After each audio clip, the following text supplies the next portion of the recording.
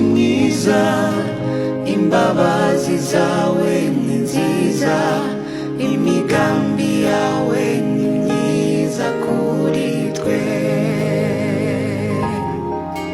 Uri mwiza, imbabazi zawe ni nziza, imigambi yawe ni myiza kuri twe. Tugiye kurebera hamwe ibintu bine uko byamera kose Imana itagukorera.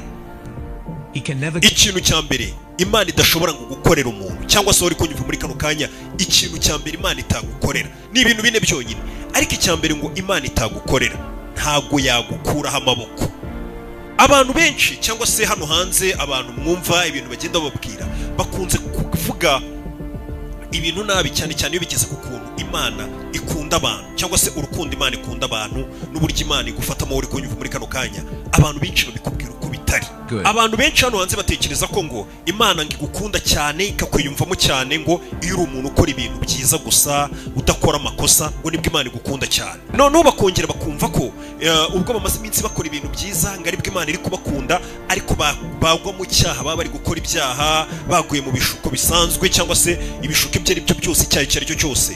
Abantu bakagira bakumva ko Imana yabanze atarabo kubabarirwa, Imana itakina bakeneye no kubareba, bagiye no guhura n'imyaku n'ibibazo byinshi cyane kubera ko ngo bakoze ibyaha, bakumva ko Imana yabakuyeho amaboko ngo ibanga. Niko abantu benshi batekereza. Noneho baba bamaze iminsi wenda bari gusenga, bari gukora tumwe mu tuntu twiza, bakumva ngo karibwo Imana noneho ngo yabakunze cyane. Nimba hari ikintu kibi cya mbere ngo abantu bakora ni ukugaragazamo cyangwa se kumva ko urukundo rw'Imana rushobora ngo kuba k'umuntu rushobora kugabanurwa n'uko ngo wakoze icyaha, ngo ni ikosa urukundo rw'Imana icyo gihe ngo uri kurusuzugura, kuko umva ko ngo umaze iminsi mu byaha cyangwa se umaze n'igihe kinini mu byaha, udaheruka gusenga, udaheruka kugira ikintu cyiza ukora, wirirwa mu byaha, ukumva ko Imana ikwanga, yikundira abantu ngo ku cyumweru bayihora imbere basenga, weho ngo ikwanga cyane urunuka, cyangwa se urukundo igukunda rwagabanutse. Ibyo bintu ngo ntago ari byo, nubikubwira bakubeshya. Icyaha icyo ari cyo cyose wakora cyose, ariko icyaha icyo ari cyo cyose wakora, Imana ntago ngo yagabanya urukundo igufitiye. Akenshi nanone ngo impamvu twese twiyumvisha ko Imana idukunda ari uko turi gukora ibintu byiza, twaba twakoze ibyaha tukumva turi kure y'Imana, n'iki twitayeho, ntidutekereza, n'izi n'amazina yacu. Impamvu nta yindi, ni ukubera ko urukundo twagiye tubona rwanyarwo kuri iyi si twarufashe, twaruboneye ku bantu atari ku Mana. Ugasanga urukundo duheruka, umuntu aheruka urukundo rw'ababyeyi. Ababyeyi baragukunda, wakora ikosa, waba uri umwana, waba uri umuntu mukuru, bakakuvuma, bakagutuka, yaba hari n'impano bagoye bakayikwaka, nimba ari telefone bakuguriye uri umwana bakavuga ati wa mwana iyo telefone ntitwongere no kubona uyikoraho. Televiziyo uyu munsi narwo wemerewe kureba filime, n'urugero bya bihana ababyeyi bajya batanga, ntabwo wemerewe kureba amafilime kubera ibifuti wakoze, ibintu nk'ibyo ngibyo. Mbega ukabona ko ababyeyi bagiye batwereka ko batwishimira, badukunda, ari uko wabaye uwa mbere mu ishuri, ari uko uri umwana wumvira, ari uko utanywa ibyo bitabi cyangwa ngo yahuze ibyo biyoga.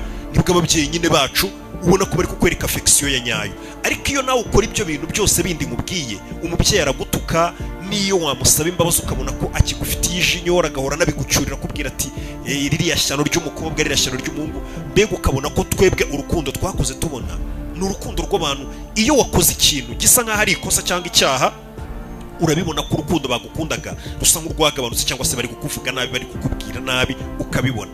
Abantu rero benshi bagatekereza ko ari nako Imana imeze kubera iyo ariyo shusho twabonye. Cyangwa se ugasanga umwana yabonye ku ishuri yiga, araba uwa mbere, aratsinda mu ishuri, ntasakuza, aritonda, abarimu bakamukunda, bakamwiyumvamo cyane. Yaba ari umuswa, sakuza, akora amafuti yose, abarimu ntibamwiyumvemo neza cyane. Abantu rero bakagenda bakinterpreta urukundo rw'Imana muri iyo shusho, bakaza mbega ku buryo nawe biba byarakugiye mu bwawe ku giti cyawe, niyo nta muntu wabikubwira. Ukumva ko ngo iyo udaheruka gukora igikorwa cyiza, ntusenga, umaze igihe mu byaha, none waragiye urarengera ukora na bya byaha byinshi abantu bo ku isi bavuga turiya muntu ni ikivume, yakoze ibyaha byose bibaho, ukumva ko Imana ikwanga. Ariko ngo ntabwo biba ari byo, nta cyaha na kimwe ngo wakora ngo Imana ikwange, ntabwo bishoboka. Kira ngo nk'urugero nagwa, uzi rimwe na rimwe uzajya kubona ubone nk'abantu hari ibyaha nyine byagiye bitera, ugasanga hari iby'abatinganyi, hari ibyaha by'ibiki, abasuzugura ababyeyi ku rwego rwo hejuru, abica abantu, abagambana. Mbega bya byaha twubara ngo ni ibyaha biri hejuru, ku buryo n'umuntu muri sosiyete akureba akavuga ngo uri igicibwa, uriya muntu Imana inamwanga urunuka, kandi nawe ni umunyabyaha uri kubivuga. ariko kuko yumva ko icyo cyaha uko abantu bagifata babona ko ari kinini cyane, bakumva ko nawe n'Imana ariko iri kukubona, ariko mu by'ukuri ntabwo ariko iri kukubona. Ntibyagutungura wa muntu mubona w'umwicanyi wamaze abantu uharwa, uwo muntu Imana iba ikimukunda nk'uko nawe gukunda. Icyaha cyose wakora Imana ikomeza kugukunda. Ubwo nibwo busobanuro ubundi bwa nyabwo bw'urukundo rw'Imana. Mbega ngo ikintu cyonyine cya mbere bizwi ko Imana itagukora nuko itagukuraho amaboko. Igihe cyose noneho bibaye akarusho ukaza ukegera Imana ugasaba imbabazi, ihita ikubabarira. Undi ngo iyo bari gutanga urugero rw'Imana baravuga ngo Imana ni urukundo, cyangwa se ni nabwo busobanuro ubundi ngo bw'Imana, kuko Imana ubundi ngo ubwayo ni urukundo. Bakakubwira ati uramutse ufashe nk'Imana muri kano kanya bakayijyana kwa muganga, barangiza ngo bakayibaga bakayikuramo umutima wayo, ngo bakayibaga ukarebamo imbere muri yo, ngo wasanga ikintu kiri imbere mu Mana ari urukundo gusa, ngo nta rwango rubamo, nta n'ikintu cy'umwijima kirimo, ku buryo bavuga ngo Imana ntabwo ishobora kuba yakwanga umuntu uko byamera kose. Niyo mpamvu bavuga ati Imana yanga icyaha ariko ntabwo bishoboka ko yakwanga umuntu. Bivuze ngo Satani wenyine ngo niwe ugenda ugatera ubwoba abantu bitewe n'isi mwakurimo n'ibyo mubona. Wakora icyaha ukumva wabaye igicibwa, ukumva Imana irakwanga, byaba byiza unayigendeye kure, irera cyane, ukwiye kuba uri kure yayo cyane. Ibyo byose ni Satani ubishaka kugira ngo wumve ko nta kazi ufite imbere y'Imana, wumve ko uri umuntu mubi cyane, uri igicibwa.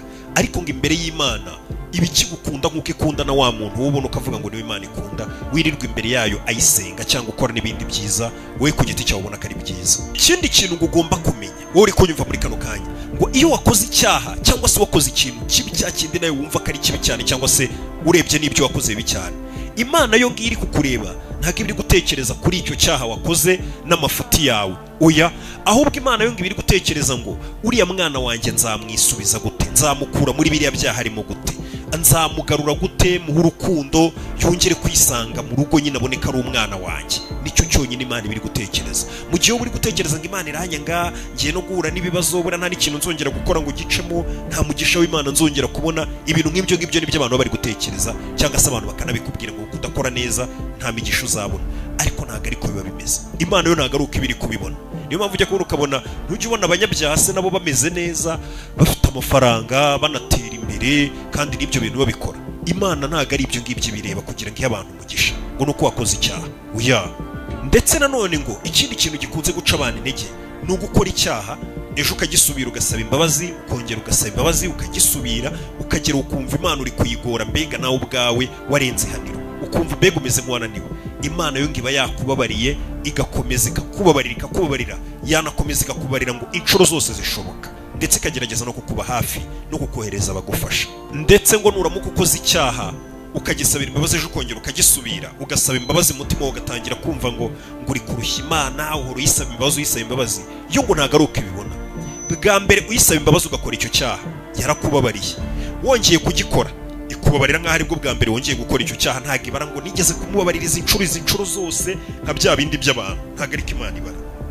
Twebwe abantu hari ukuntu iyo umuntu yagukoreye ikosa ushobora kumubabarira rimwe, ejo yakongera wabwira n'abantu ati yarongeye gukora ibyo bintu kabiri mu rugo rw'umugabo, uwo muntu noneho yarengereye, nimba yo gukorera iki kintu inshuro zirenze imwe, ebyiri, eshatu umubabarira, iyo ni ingeso, mukatire umuveho burundu. Niko twebwe abantu nyine tubifata, tukumva ko umuntu unamuciye burundu cyangwa se ukamufatira n'ibihano kuko yakoze ikosa inshuro zirenze imwe kuri weho, yari yarakubwiye ko yabiritse, ukumva ko uwo muntu umukatiye burundu nta kibazo kirimo.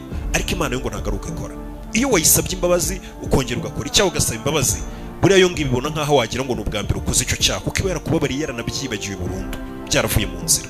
Ahubwo ibiri kugerageza kuvuga ati uyu mwana kweri hakorwa iki kugira ngo biriya bintu abashe kubireka burundu. N'iki Imana ibiri kureba gusa, ntabwo ibiri kukureba nk'umuntu w'ikigoryi udafite, mbega umuntu wa fake uri aho ngaho, oya, ibiri kukubonesha urukundo, yifuza ko wagaruka gusa.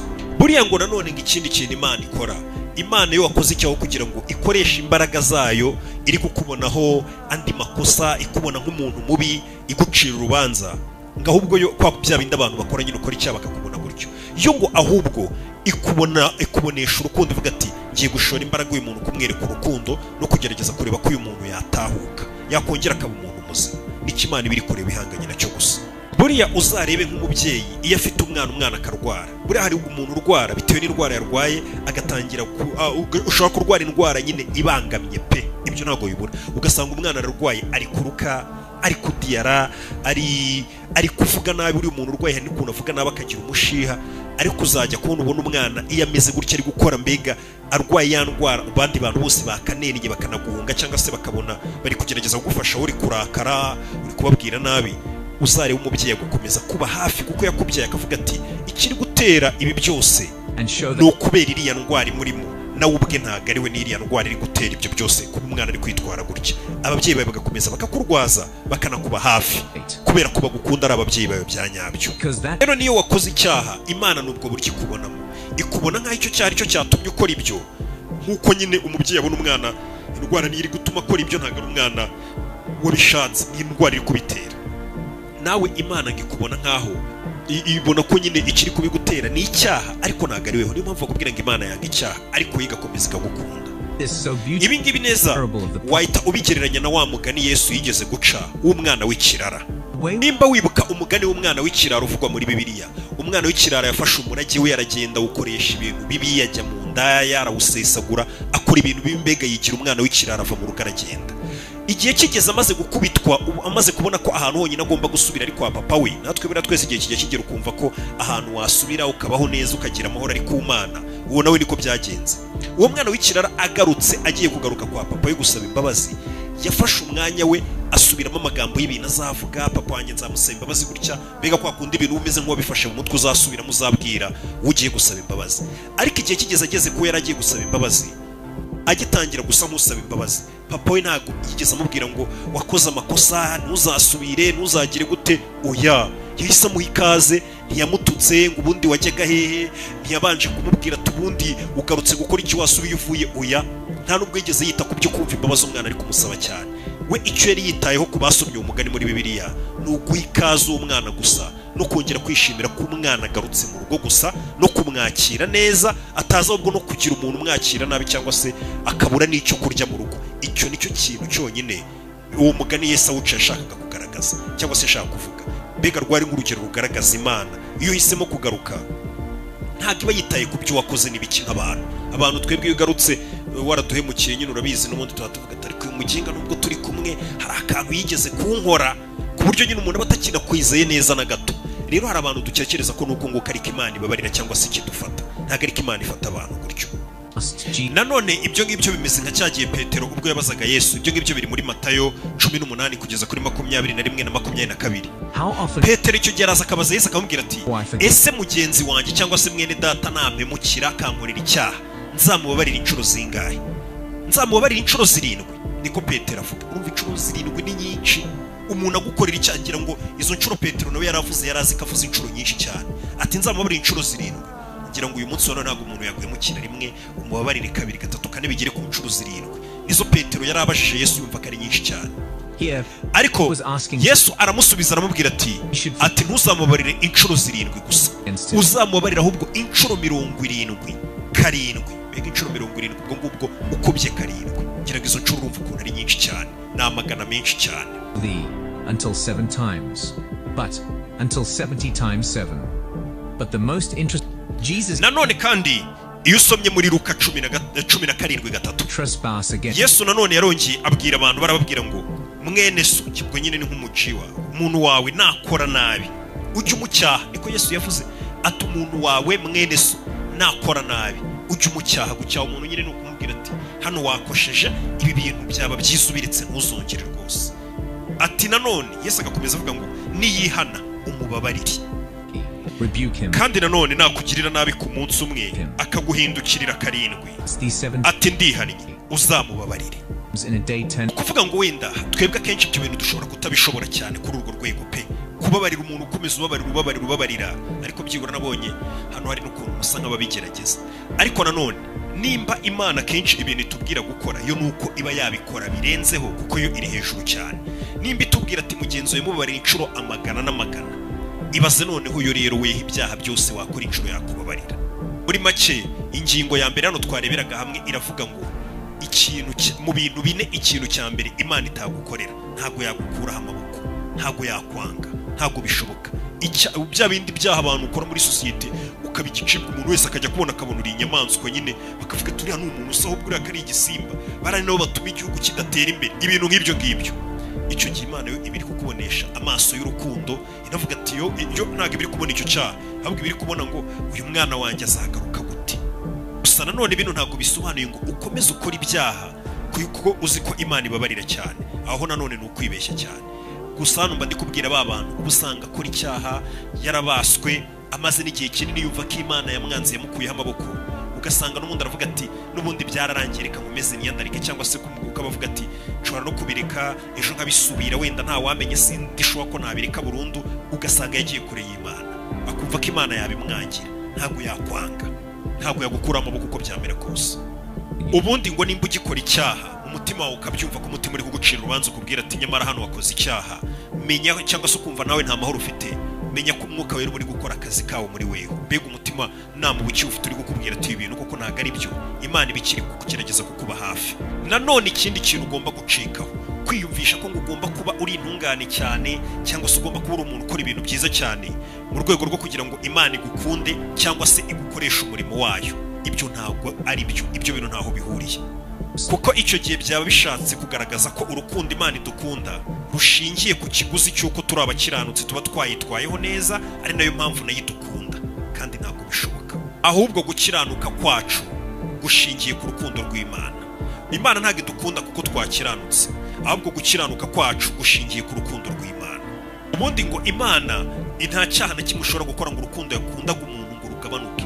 Tuvuge ngo kumaze iminsi ukora ibyaha, imyaka ukora ibyaha, ngo urukundo yagukundaga rwaragabanutse, ngo nta migisha yaguha ngo ibiki. Oya, biba bigoye cyane, ibyo bintu ntabwo binashoboka. Niyo mpamvu ngo Imana igukunda uri muri ibyo byaha, ndetse ikanagukunda utabiri mu mbega ufite intege nyinshi cyangwa nta ntege ufite, iragukunda. Iyo usomye mu Baroma 8:38-39, aho ngaho haranditse ngo nta kintu gishobora kudutandukanya n'urukundo rw'Imana muri Yesu Kristo. Ubu ni umurongo wanditse muri Bibiliya.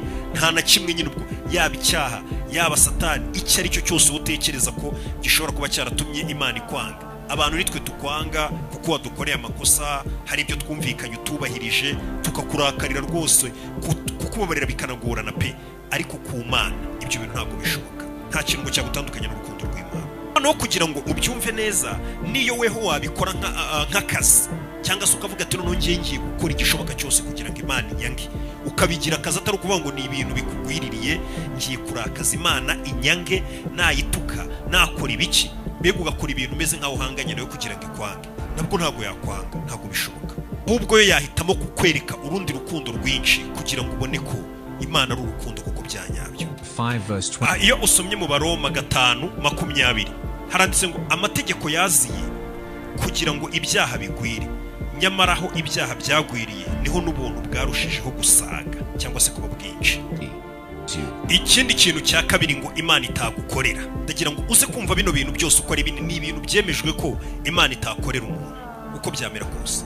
Ikindi kintu cya kabiri tuvuye kuri icyo cya mbere, Imana ngo ntago yahindura uburyo kubonamo, cyangwa se ngo hagire nk'abantu baza bumvisha Imana ko igomba kurekera kugufata nk'ukuntu yagufataga cyangwa yakubonaga. Ibaze Imana iramutse imeze nk'abantu, aho igendera ku bitekerezo by'abantu kugira ngo iguha agaciro cyangwa se iguha urukundo cyangwa igire imigisha iguha. Imana yakabaye yararikiye kuguha imigisha, nta n'ikintu kimwe ukimariye muri ubu buzima. Abantu bagiye babwira Imana ati uriya muntu, cyangwa se kwa kundi abantu baba bakwifuriza ibibi, bigiye biramutse bikubaho koko, bitewe n'uko uri umuntu mubi cyangwa se utari n'umwana mwiza koko pe, icyo gihe nta n'umuntu wazongera kukubona. Imana niyo yaba yaragukuye amaboko kera, ariko Imana uko ikubona, yo ikubona mu buryo bwayo nk'umwana wayo n'urukundo. Ntabwo ishingira ngo abantu baramwanga, abantu yarabahemukiye, abantu yabagiriye nabi none basigaye bamwanga. Ya ntabwo ariko yikubona. Ubundi muri kamere muntu, cyangwa se umuntu wari wese uri kunyumva muri kano kanya, uba ufite abanzi barenze abo wowe utekereza, cyane cyane uhereye ku mwirirwa mu nshuti zawe, mu muryango, ahantu henshi wowe utekereza ko ngo uhafite abantu, hari igihe aho hantu haba harimo abanzi bawe wowe utabizi, kandi ari nabo benshi cyane. Niko ikiremwa muntu kimeze. Noneho abo bantu bose rero, abo twita abanzi bawe, buri munsi nubwo wowe utabizi ushobora kuba waradamara uvuga ngo ngiye nta mwanzi kira, ngiye nta muntu nyanga ko nzi kubana se kubana, ariko ngo abo bantu baba bakuvugaho amagambo mabi buriya iyo udahari, bakwifuriza ibintu bibi. Noneho ikikwereka ko Imana ari nziza, Imana ngo ikora uko ushoboye nanone ikakurinda ibyo bintu abantu bawe bakuvugaho, abanzi bawe bakuvugaho bibi, bagucira urubanza, bagutuka, bagutega iminsi, ya magambo mabi yose bayakuvugaho, bakayavuga ari bonyine, waza bagaceceka. Imana ikanakora igushoboye ikakurinda kuzumva ayo magambo bakuvugaho.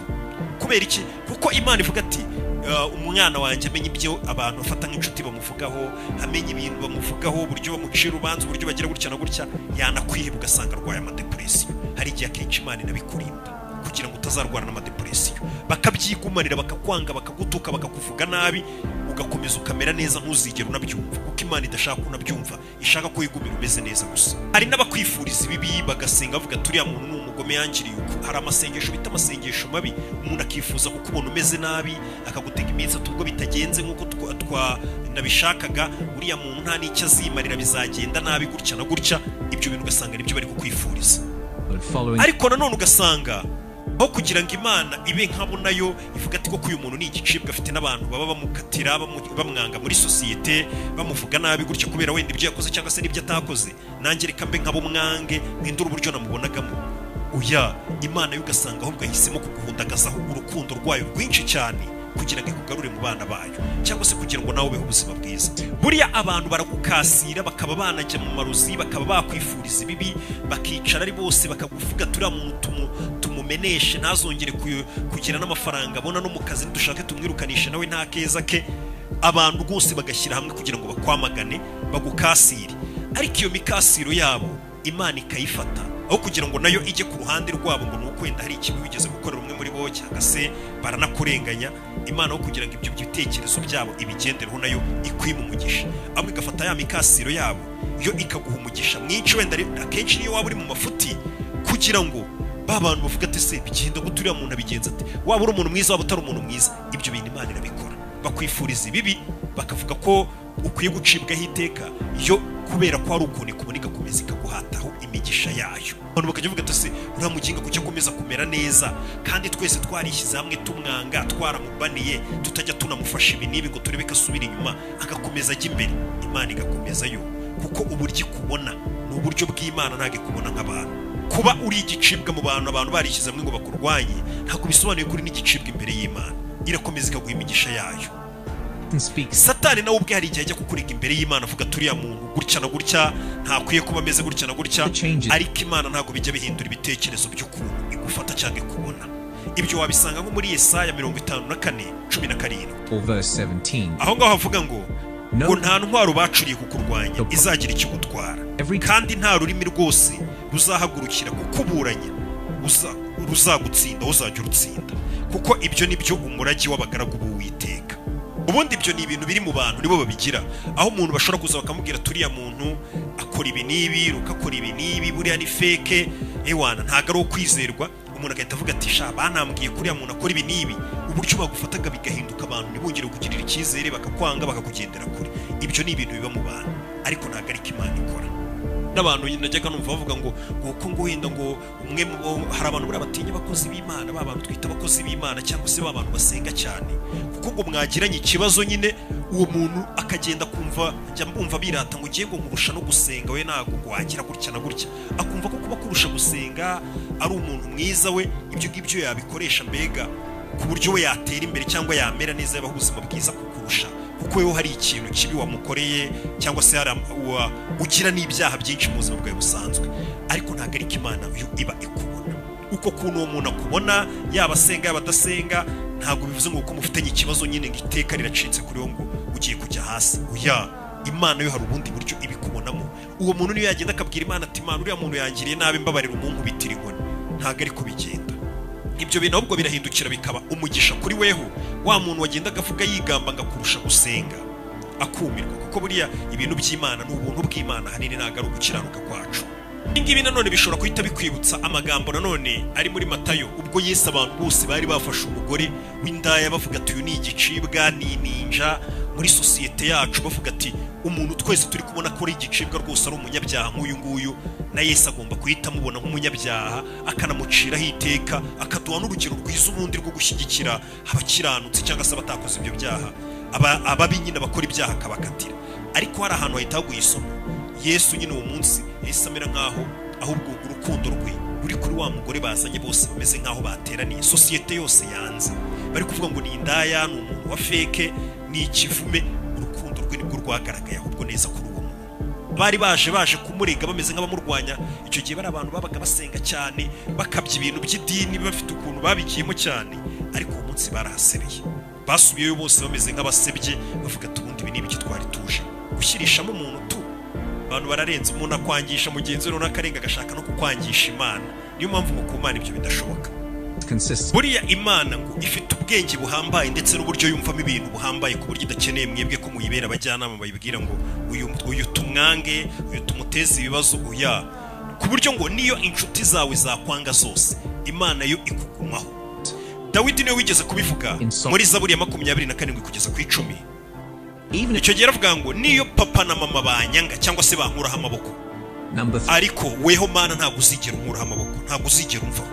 Urumva ko ibyo bintu Dawidi yarabizi. Niyo mpamvu bakubwira ati mu bintu Imana itagukora kugukuraho amaboko cyangwa se abantu cyangwa se ikaba yahindura uburyo yagufatagamo. Nimba yagufatagamo umwana wayo ngo ibihindure igufate nkaho uri umwanzi wayo, ntabwo bishoboka. Icya gatatu nanone Imana idashobora kugukorera, Imana ntabwo ishobora kuba yahindura ibyo yashyizeho kugira ngo wehe kunezeze. Nanone ntabwo bishoboka.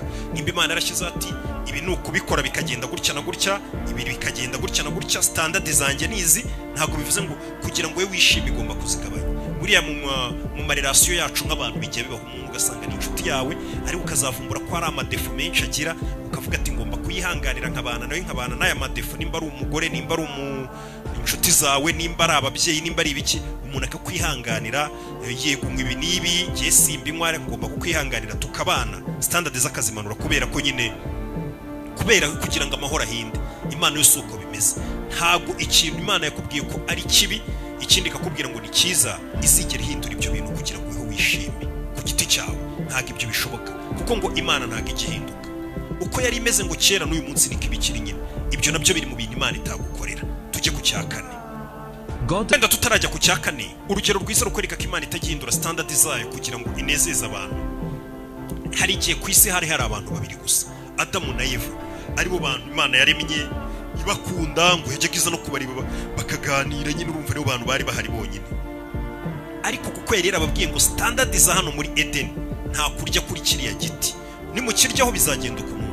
Bagombaga kukiryaho, Imana ikavuga ati ariko kuko twari tubanye neza, mwari abantu banjye, ni namwe mwenyine buriya nari mfite, nta bandi naremye, ngiye kubababarira ariko ntimuzongere. Oya, ntabwo icyo ngicyo nanone Imana igikora.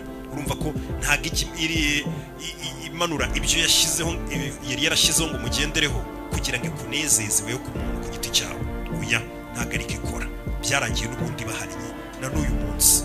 Niyo mpamvu ubwo nimba uzi ko hari ingaruka z'ibyaha, uko babishyizeho bakakubwira ati ingaruka iz'icyaha ni iki, nanone kugira ngo uzabone ubugingo buharo ni ugukora iki. Ibyo bintu ntabwo Imana, kuko nakubwiye ngo iragukunda cyane, uzarinda upfa uri mu byaha cyangwa se wirirwa mu byaha ngo izakubabarira, ngo uvuge ngo ndakubabariye, ngo bya bintu narivugiraga narakinaga byo kuzabarimbura cyangwa by'umuriro utazima n'ibiki. Oya, ibyo byo ntabwo ari byo. Ugomba kubimenya nabyo ko ibyo Imana byitabegukorera nubwo igukunda cyane. Ikindi kintu cya kane nacyo tugiye gusorezaho Imana itagukora cyangwa se itagukorera, Imana ntabwo yakubeshya, ntibishoboka. Henshi muri bire hagiye hagaragara imirongo muri biri ivuga ngo ni Imana itabeshya, Imana itajibeshya. Iyo mirongo igiye iri muri Bibiliya. Vuze ngo ni Imana, nimba hari isezerano yaguhaye, nimba hari icyo yavuze uzi neza ko iyo ugikoze bigenda uko, ubwo ni ukuvuga ngo wanasheta n'ubuzima bwawe, kuko Imana ntabwo ikibeshya. Nimba Imana yari yavuze muri Bibiliya ati sinzigera mbaterera, sinzigera mbakora ibi, hari ibintu byinshi buriya muri Bibiliya bigenda bigaragara ko Imana yagiye idusezeranya. Ibyo bintu nyine ubwo ni ukuvuga ngo ibyo bintu bizaba, kuko Imana ntabwo ikibeshya. Byo nanone ubisanga muri Mariko, hari ukuntu umugabo yazanye umwana ati wamvuriye umwana ukamukiza nimba koko bishoboye. Yesu aramusubiza ngo byose birashoboka iyo umuntu yizeye, nta gushidikanya afite. Bivuze ngo Imana irabizi ko ibintu byose yatwijeje bigomba kuba, ikibazo ni mwebwe mu bishidikanyaho gusa. Reka mbabwire ngo mu gihe waba wumvishije ibyo navuze hari icyo byagufashije cyangwa se wumva hari isomo ukuyemo, ibuka gukanda kuri like hariye imbere kuri karaga kumukandeho, ikindi rero hasi yanditse subscribe. Dukomeze dukora umuryango munini. Urukundo ari maze iminsi hari ibintu bitari biri kugenda neza, ariko nagarutse n'ibiganiro byinshi bishoboka ku munsi ndetse no mu gicuku nk'ubu ngubu, kugira ngo murare mwumvishe ku ijambo ry'Imana. Mu gitondo kibyuka urasanga ibindi